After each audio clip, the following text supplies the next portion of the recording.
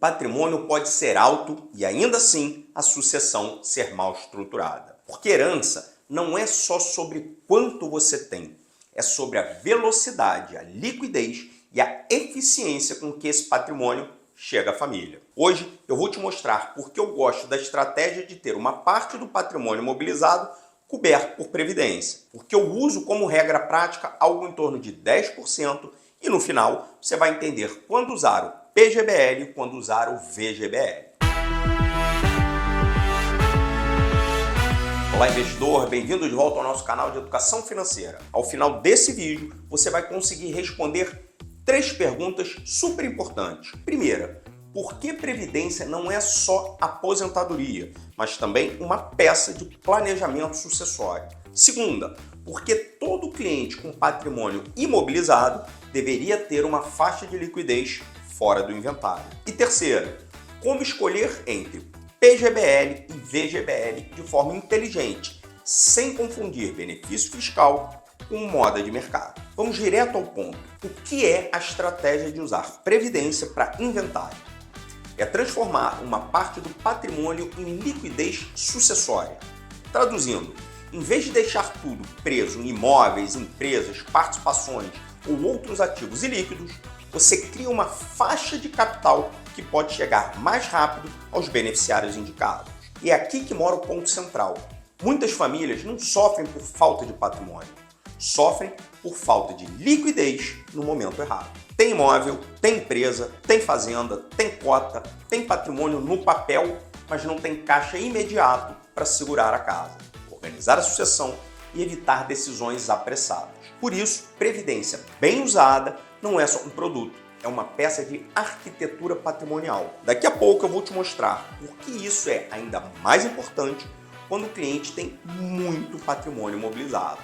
Agora, o que isso muda na vida real? Muda 3 coisas.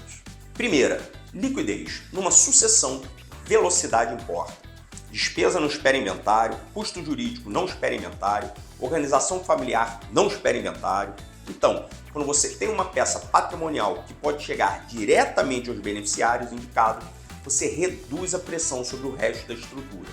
O entendimento consolidado do STF foi no sentido de afastar a incidência de TCMD sobre o repasse a beneficiários de previdência, o que reforça a utilidade desse instrumento como ferramenta sucessória. Segundo, poder de negociação. Quem tem liquidez não precisa vender patrimônio no pior momento. Isso é muito relevante para famílias com muitos imóveis ou participações societárias. Sem caixa, a família pode ser empurrada para decisões ruins. Com caixa, a família ganha tempo. E tempo em planejamento patrimonial vale muito. Terceira, organização. A previdência te obriga a definir beneficiários, revisar a estrutura, enxergar o patrimônio como um sistema. Não é mais o que eu tenho, passa a ser como isso chega, quando chega e para quem chega. E é por isso que eu gosto da regra prática de ter algo perto de 10% do imobilizado em previdência. Não como verdade universal, não como fórmula mágica, mas como disciplina de liquidez sucessória. Se o cliente tem muito patrimônio preso, ele precisa ter uma reserva fora desse bloco. E a previdência pode cumprir muito bem esse papel. Daqui a pouco eu vou te mostrar como isso se conecta com a escolha entre PGBL e VGBL. Agora vamos para o que fazer com essa ideia na prática. Eu vou te dar 3 exemplos. Exemplo 1. Um cliente tem 10 milhões de reais em imóveis, participações e outros ativos ilíquidos. Ele é patrimonialmente forte, mas operacionalmente frágil, no caso de um evento sucessório. Nesse caso, a previdência pode funcionar como uma faixa de liquidez para a família. A lógica é simples. Se eu tenho muito patrimônio preso, eu preciso ter uma parte do patrimônio preparado para chegar mais rápido. E daí que vem a ideia dos 10% do imobilizado. Não para colocar tudo em previdência, mas para evitar que a família fique rica no papel e apertada no caixa. Exemplo 2. Pense num executivo, num médico, um empresário ou um profissional liberal com renda tributável alta e declaração completa. Nesse caso, o PGBL pode fazer muito sentido. Por quê? Porque ele permite deduzir as contribuições até o limite de 12% da renda bruta tributável, desde que o investidor esteja no modelo completo.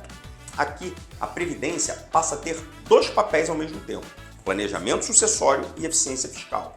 Mas tem um detalhe importante: no PGBL, a tributação na saída incide sobre o valor total resgatado ou recebido. Então, o PGBL costuma fazer mais sentido quando o benefício fiscal na entrada é real e relevante. Exemplo 3. Agora, um cliente que usa declaração simplificada ou já esgotou o limite de dedução ou nem quer usar benefício fiscal agora. Nesse caso, o VGBL costuma ser mais adequado, porque ele não dá dedução na entrada, mas na saída o imposto incide apenas sobre o ganho e não sobre todo o valor aportado. Então, a distinção é muito simples. PGBL é mais forte quando a entrada tem benefício fiscal. VGBL é mais limpo quando esse benefício não existe ou não é o centro da decisão. E aqui que muita gente erra. A pessoa escolhe o plano pelo nome, pela moda ou pelo que alguém falou. Mas a escolha certa não depende do nome, depende da sua realidade tributária.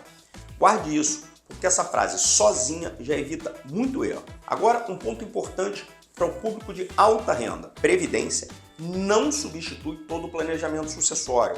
Ela não elimina a necessidade de uma boa documentação, não substitui testamento quando o testamento é necessário e não substitui a holding quando a holding tem função real.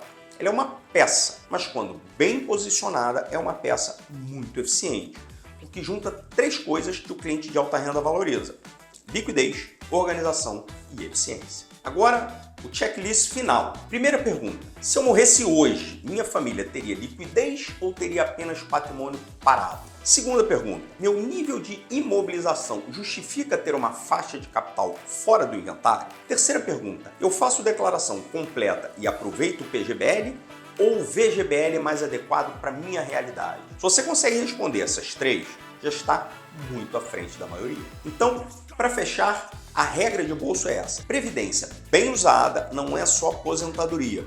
Para quem tem patrimônio, ela pode ser a peça que transforma sucessão em um processo mais líquido, mais organizado e menos dependente de decisões apressadas. Eu quero te deixar uma pergunta para você mandar aqui nos comentários. Na sua visão, o maior erro das famílias com patrimônio é pagar mais imposto, demorar demais ou não ter liquidez quando mais precisa?